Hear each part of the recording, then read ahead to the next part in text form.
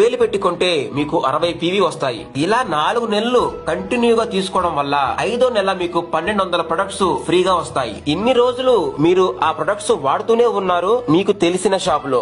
ఆ షాప్ అతను ఏమైనా మీకు ₹1 ఇచ్చాడా? ఎవ్వరు.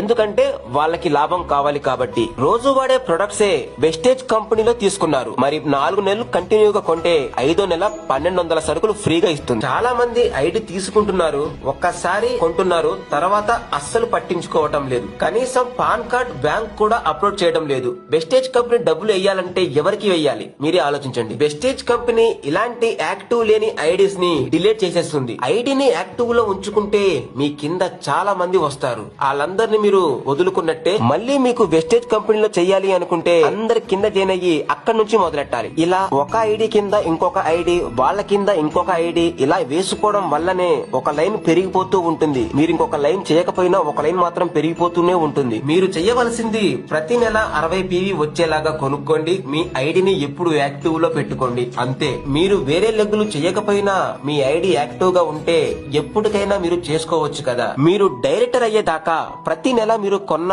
పీవీ కలిసిపోతూ ఉంటాయి. ఎప్పుడైతే 5500 పీవీ వస్తాయో అప్పుడు మీరు బ్రౌన్స్ డైరెక్టర్ అయిపోతారు. మీ కింద వాళ్ళు జాయిన్ అయ్యి వాళ్ళు కొన్న ఆ పీవీ కూడా మీకు ప్రతి నెల యాడ్ అవుతూనే ఉంటాయి. బ్రౌన్స్ డైరెక్టర్ అయిన తర్వాత మీ గ్రూప్ లో 5000 పీవీ వచ్చాయి. 5000 పీవీలో 6% మీకు ఇస్తుంది. 5000 పీవీలో 6% తీస్తే 300 పీవీ వస్తుంది. 300 పీవీకి మీకు ₹7074 వస్తాయి. టీమ్ బిల్డింగ్ బోనస్ 5000 పీవీలో 6% మళ్ళీ కంపెనీ మీకు ఇస్తుంది. 300 పీవీకి టీమ్ బిల్డింగ్ బోనస్ ₹4914 వస్తాయి. మీరు చెయ్యవలసిందల్లా 60 పీవీ ప్రతి నెల కొనుక్కుంటూ మీరు యాక్టివ్ లో ఉంచుకోండి.